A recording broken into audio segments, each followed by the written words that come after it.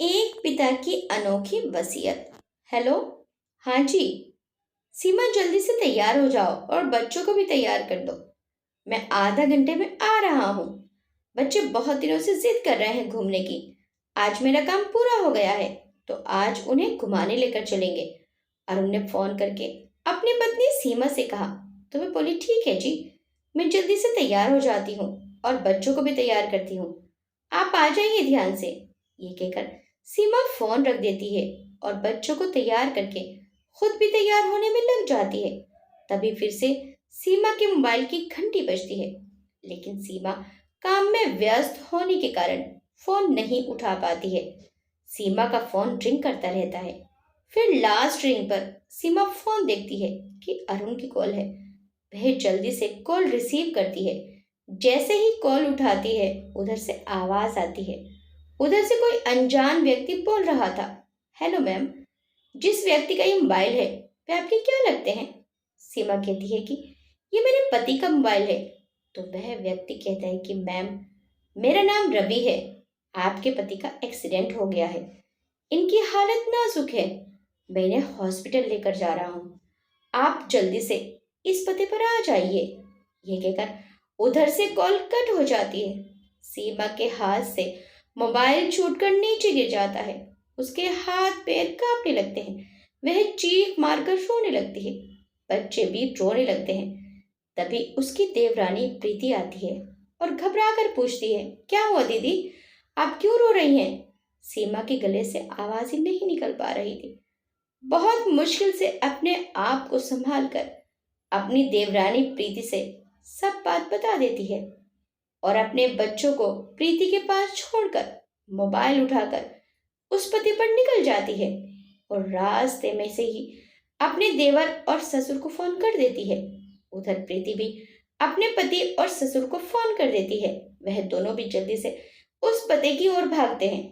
सीमा phone पर रवि से बात करती है और अपने पति तक पहुंच जाती है, लेकिन तब तक देर हो चुकी थी। सीमा के आने से पहले ही अरुण सीमा और अपने बच्चों को छोड़कर इस दुनिया से जा चुका था। कुछ कहने सुनने का मौका भी ना मिल पाया था। सीमा के ऊपर तो मानो पहाड़ टूट पड़ा था। सीमा यह खबर सुनते ही बेहोश होकर गिर जाती है। तब तक उसके ससुर और देवर दोनों वहां पहुंच चुके होते हैं। दोनों ये खबर सुनकर स्तब्ध रह जाते हैं। अरुण के पिताजी रविंद्रनाथ जी अपने बेटे की खबर सुनकर अपना हृदय पकड़कर एक तरफ बैठ जाते हैं। जवान बेटे की मौत ने उनके होश हवास खराब कर दिए थे। इधर सीमा बेहोश थी, उधर रविंद्रनाथ जी की हालत खराब थी।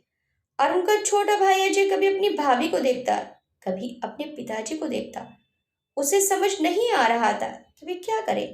उसके खुद के हाथ पैर जवाब दे रहे थे। उसके पैर कांप रहे थे।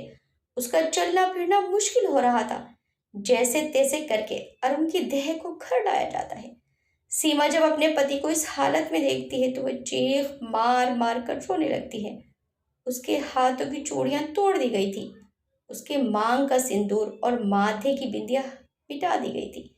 सीमा रो रो कर कहती है कि आपने तो मुझे तैयार होने के लिए कहा था, मैं तो तैयार हो गई हूँ, लेकिन देखे ना, इन्होंने मेरी चूड़ियां तोड़ दी हैं, मेरी मांग का सिंदूर मिटा दिया है, मेरे माथे की बिंदिया हटा दी है, मेरे शरीर पर सुहाग की साड़ी से विधवा की साड़ी आ गई है।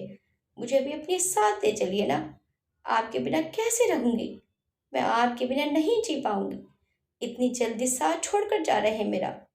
सीमा के दर्द को देखकर हर किसी की आंखें नम थी।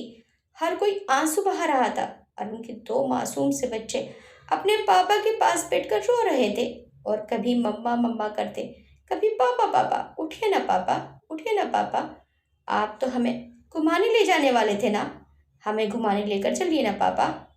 उन बच्चों को देखकर और भी कलेजा मुंह को आ रहा था। सीमा को किसी भी तरह करार नहीं आ रहा था। उसे सब महिलाएं बहुत समझा रही थी, लेकिन वे बेतहाशा रोए जा रही थी। उसके जख्मी दिल में अरुण की मौत का खंजर लग चुका था, जिससे खून बहे जा रहा था।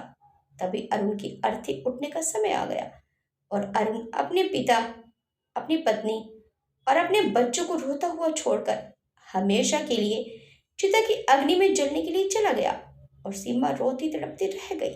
अरुण के जाने से अब सीमा की जिंदगी बिल्कुल नीरस हो चुकी थी। वह हर पल और उनको याद करके रोती रहती थी। सीमा की 8 साल की बेटी गोलू और 6 साल का बेटा मोंटी था। दोनों बच्चे भी अपनी माँ को ऐसी हालत में देखकर बहुत उदास रहते थे। वे अपने आप को बहुत समझाती थी कि अब उसे अपने बच्चों को माँ और बाप दोनों का प्यार देना है। फिर भी उसकी आंखों के आंसू सूखने का नाम ही नहीं ले रहे थे। सीमा जितना अपने आप को समझाती थी, उसका दर्द और बढ़ता जाता था। रविंद्रनाथ जी को भी जवान बेटे की मौत के गम ने तोड़ कर रख दिया था। वह और अरुण अक्सर चेस खेला करते थे। अरुण को चेस का बहुत शौक था और रविंद्रनाथ जी को भी चेस में काफी महारत हासिल थी। तो छुट्टी के दिन उन्हें पूरा दिन हो जाता था चेस खेलते खेलते। वह चेस निकाल कर बैठ गए और बोले जा रहे थे कि अरुण यार देख, मैंने चेस तैयार कर लिया है। कहाँ है तू मेरा बच्चा? आजा मेरे साथ खेल। सीमा भी ये सब देखकर रोने लगी। रविंद्रनाथ जी अपना आपा खो रहे थे। फिर सीमा ने उन्हें संभाला। फिर सीमा को देखते रहे। एक तो बेटे के जाने का गम और दूसरा उन्हें अपनी बहू और पोता और पोती की बहुत चिंता हो रही थी। वे सीमा के बारे में सोचने लगे कि सीमा की उम्र भी इतनी नहीं है, वे अपनी पूरी जिंदगी अकेले कैसे बिताएगी। और उसने दूसरी शादी कर भी ली तो बच्चों का क्या होगा? मेरा क्या भरोसा, कब इस दुनिया को छोड़कर चला जाऊं। मेरे बाद बहू और बच्चों को क्या होगा? वह अब इसी सोच में रहने लगे। समय गुजरता गया और अरुण के देहांत को 3 महीने हो चुके थे। सीमा अपने बच्चों के कारण धीरे धीरे जिंदगी की ओर लौट रही थी, लेकिन वे बात नहीं थी जो पहले थी। सीमा अब हर समय उदास रहती थी, लेकिन अपने बच्चों की खातिर चेहरे पर मुस्कान लाने का झूठा नाटक करती रहती थी। सीमा जब भी अलमारी में घुसती अरुण की कोई ना कोई चीज सामने आकर गिर जाती थी। जिस दिन अरुण का एक्सीडेंट हुआ था उस दिन भी ऑफिस जाने से पहले कह रहे थे कि आज कुछ बेचैनी सी महसूस हो रही है। सीमा ने ऑफिस जाने के लिए भी मना किया था, लेकिन बोले कि काम में लगकर ठीक हो जाऊंगा। उस दिन की एक एक बात याद बनकर, तस्वीर बनकर सीमा की आंखों में और दिल दिमाग में घूमे जा रही थी। फिर सीमा को अपने आप को संभालना मुश्किल हो जाता था। वह अपने बच्चों से छुप छुप कर और उनकी याद में रोती रहती थी। रविंद्रनाथ जी सीमा को देख देख कर बेचैन होते रहते थे, उसे लेकर सोच में डूबे रहते थे। धीरे धीरे जिंदगी पटरी पर आना शुरू हो गई। सीमा ने अपने बच्चों के लिए खुद को मजबूत बना लिया, लेकिन रविंद्रनाथ जी को हर पल उसकी चिंता सताई जाती थी। एक दिन रविंद्रनाथ जी सुबह ही घर से निकल पड़े और शाम में घर लौटे। रविंद्रनाथ जी जब घर की चौखट पहुंचते हैं तो उन्हें अरुण के बच्चे खेलते मिलते हैं। वे उनके सर पर हाथ रखते हैं और उन्हें घर के अंदर ले जाते हैं। अंदर आकर वे चुपचाप घर के बरामदे में बैठ जाते हैं और सोफे पर पीछे सर लगाकर अपनी आंखें बंद कर लेते हैं। सीमा घर के कामों में व्यस्त थी। जब उसकी निगाह अपने ससुर जी पर पड़ती है तो वे उनके लिए पानी लेकर आती है। पहले तो वे पानी पीने से मना कर देते हैं, फिर पी लेते हैं। सीमा उनके चेहरे की तरफ देखती रहती है, फिर उनसे पूछती है, बाबूजी क्या बात है? आप परेशान लग रहे हैं, सब ठीक तो है ना? बाबूजी कोई जवाब नहीं देते हैं और फिर से पीछे सर लगाकर बैठ जाते हैं। सीमा को कुछ सही नहीं लग रहा था। बाबूजी को ऐसे चुपचाप उतरा हुआ चेहरा देखकर वे घबरा रही थी। तभी वहां अजय और प्रीति आते हैं। वे दोनों भी उनसे यही सवाल करते हैं। अजय कहता है, बाबूजी आपको देखकर लग रहा है कि कोई बात आप हमसे छुपा रहे हैं। फिर रविंद्रनाथ जी कहते हैं कि मैं कुछ नहीं छुपा रहा हूँ, लेकिन अभी बोलने की हालत में नहीं हूँ। फिर भी मैं तुम सबको बता देता हूँ कि हमें बहुत बड़ा नुकसान हो गया है। चाइना से जो माल आने वाला था अब वो नहीं आएगा। एजेंट पैसे लेकर फरार हो गया है। यह सुनकर तीनों को बड़ा झटका लगता है। अजय तो सर पकड़कर बैठ जाता है। प्रीति उसे संभालने में लग जाती है और सीमा बाबूजी को सांत्वना देती है। अजय उस एजेंट को गाली बकने लगता है तो बाबूजी उसे चुप कर देते हैं। उस दिन का दिन जैसे तैसे गुजर जाता है। अगले दिन से अजय और प्रीति के तेवर बदलना शुरू हो गए। प्रीति किचन में बर्तन पटकना शुरू कर देती है। सीमा उसे धीरे करने को बोलती है तो अपनी जेठानी के साथ बदतमीज से पेश आती है और काम छोड़कर अपने कमरे में चली जाती है। सीमा ही सब काम निपटाती है। सीमा के बच्चे प्रीति के कमरे में जाते हैं तो वह उन्हें वहां से भी भगा देती है कि मेरे सर में दर्द है, बाहर जाकर खेलो। अजय के भी तेवर सातवें आसमान को छू रहे थे। बात बात में पड़पड़ करते रहता और गुस्से में कुछ भी उठाकर फेंक देता था। सीमा ही सब साफ करती। एक दिन बच्चे खेल रहे थे। अजय नहा रहा था और प्रीति अपने कमरे में थी तो अजय ने अपना मोबाइल बरामदे में रखा छोड़ दिया। तो मोंटी ने उसका मोबाइल उठा लिया। बच्चा था, उसके हाथों से मोबाइल नीचे जा गिरा। तो मोंटी और गोलू दोनों घबरा गए, क्योंकि वे दोनों अजय और प्रीति से बहुत डरते थे। इतने में अजय नहाकर बाहर आ गया। उसने देखा तो फट पड़ा। बच्चों और सीमा पर टूट पड़ा। प्रीति भी कम न थी, उसे और ज्यादा उत्तेजित करने का काम करती थी। रविंद्रनाथ जी चुपचाप ये सब नजारा देखते रहते थे, लेकिन जबान से कुछ न कहते। सीमा तो अब अपने पति के जाने के बाद वैसे ही इस घर में पराई सी हो गई थी। बस अपने ससुर जी के लिए वे सब सहती रहती थी। यदि मैंने अपना पति खोया है तो इन्होंने भी तो अपना जवान बेटा खोया है। जवान बेटे की मौत से बाप के दिल पर क्या गुजरती है, ये तो बस बाबूजी ही जानते हैं। एक सप्ताह गुजर गया। प्रीति और अजय के इस प्रताप से हर रोज उनका नया रूप देखने को मिल रहा था। कभी किसी बात को लेकर बड़बड़ करते, कभी किसी बात को लेकर। सीमा अपने बच्चों को बहुत समझाती, लेकिन छोटे बच्चे हैं, कोई ना कोई गलती कर बैठते और किसी न किसी चीज की फरमाइश करते। तो प्रीति और अजय उन मासूम बच्चों पर भी भड़क उठते। बच्चों की स्कूल फीस को लेकर भी अजय बखेड़ा खड़ा कर रहा था। एक सप्ताह बाद अजय अपने बाबूजी के पास गया और बोला, बाबूजी, मैं अपनी रसोई अलग कर रहा हूँ। मेरे बस का नहीं है इतने बड़े परिवार का खर्चा उठाना और इनके बच्चों की स्कूल फीस भरना। भाभी को बोलिए अपना कुछ ना कुछ काम देख लेंगी। बाबूजी चुपचाप उसकी बातें सुनते रहे। सीमा भी एक तरफ खड़े होकर ये सब सुन रही थी।